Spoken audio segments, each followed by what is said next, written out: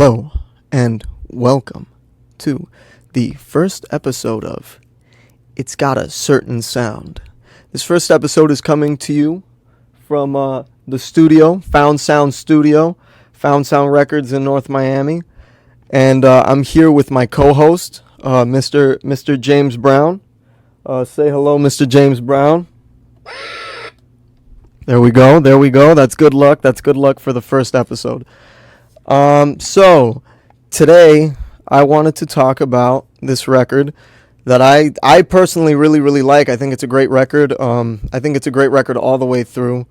It's described as like Afro, rock, funk. I think that is a good way to describe it. It's got a lot of elements from all of those things. This record is called Give the Beggar a Chance by a band called Monomono.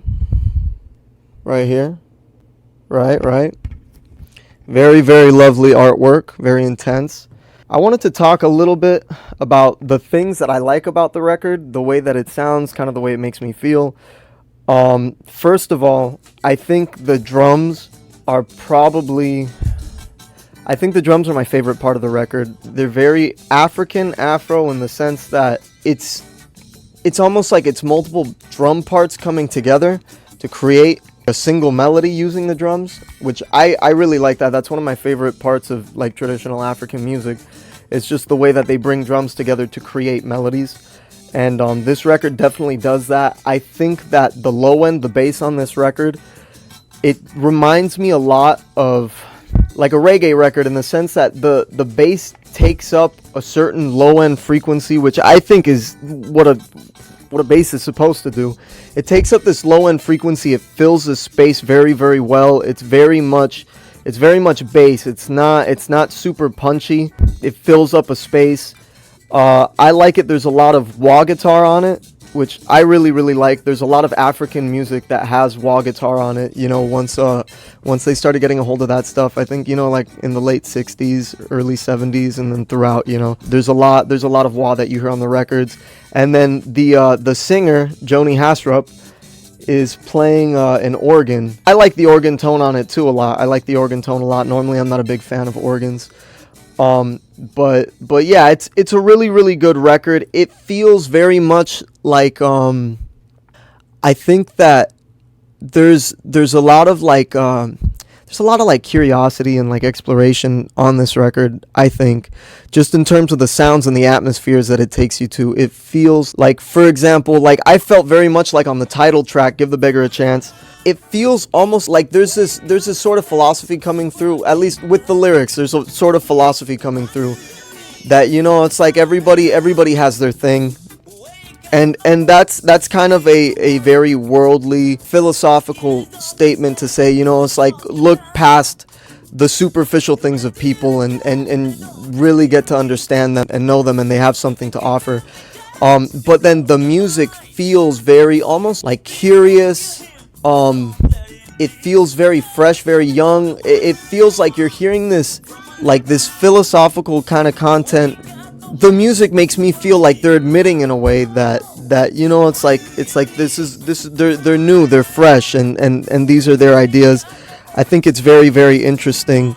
A lot of this stuff also has for anybody who's interested, there's a lot of like different time change dynamics, and just because some of it'll feel like it's in 6/8 with the drums, and then it'll kind of go back and forth with the instrumentation into like 4/4. There's a lot of stuff going on with that, which has a lot to do with African music.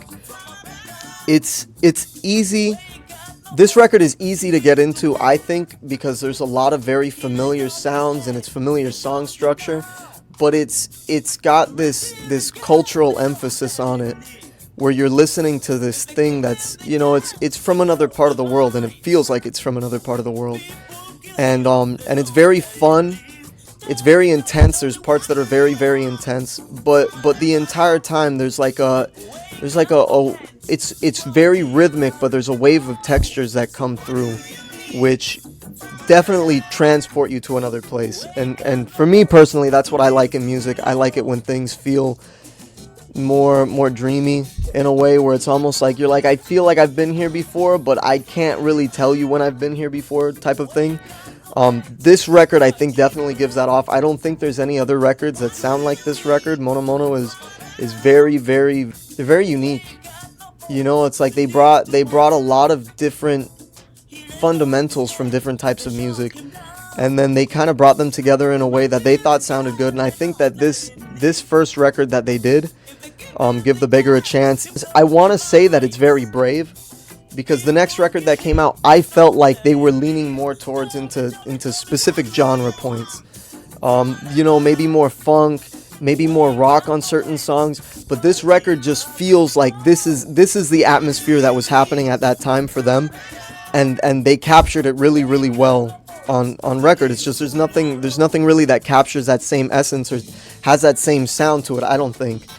Like I said, I think that it's very accessible due to the different influences, but then it's like it's got a certain sound, you know. It's not like anything that I've ever really heard before, and even afterwards I don't think that they did anything that was comparable, in the sense that it's just, you know, it's its own thing that you have to listen to.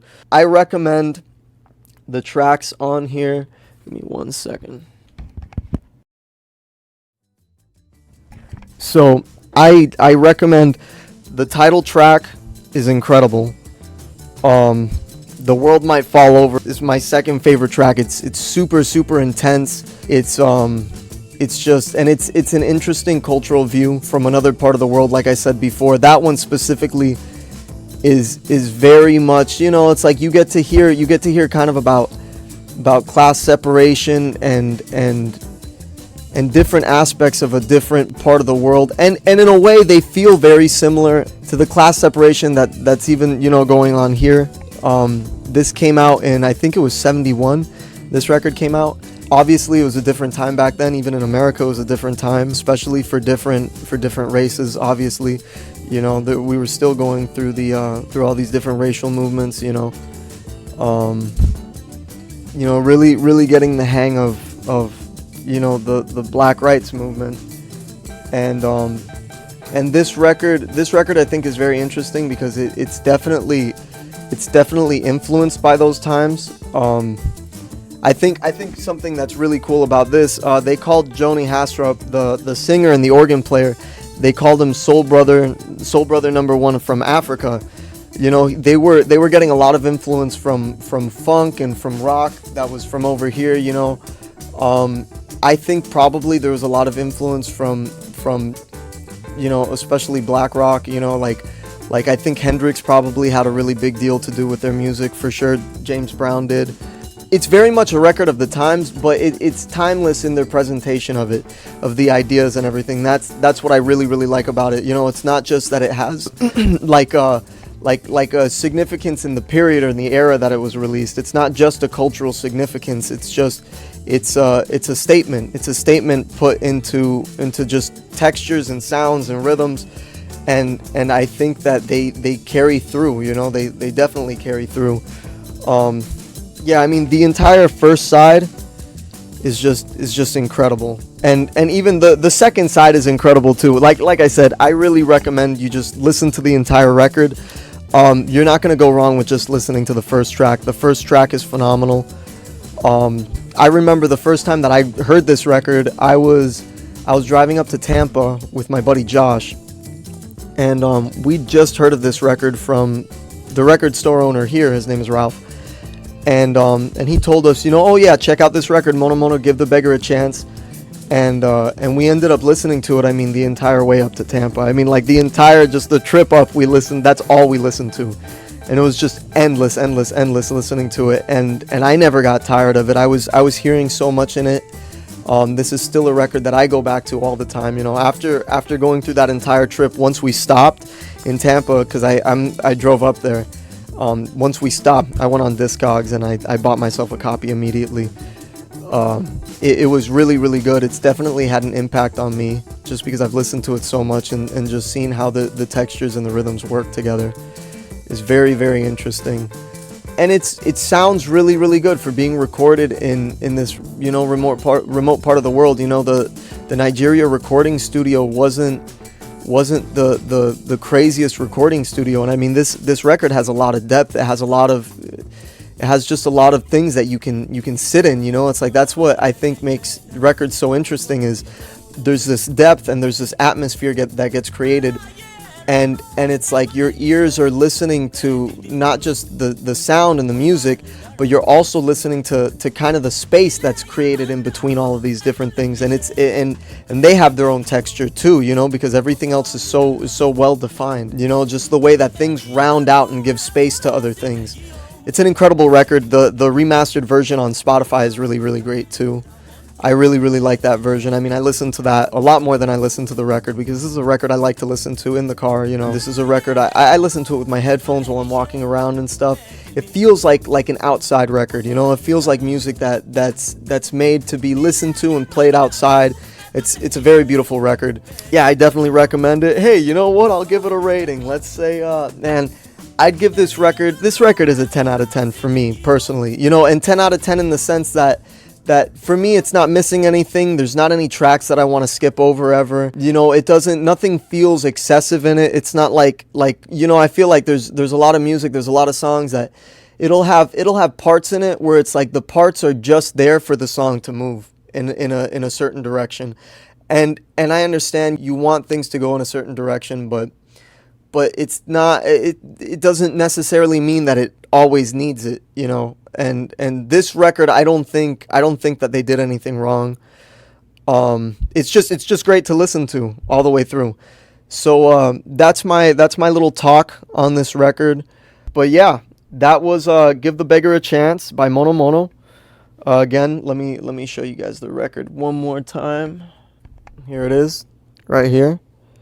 Beautiful, beautiful record. And yeah, we'll catch you on the flip side. Adios, amigos. Oh, come on now, come on.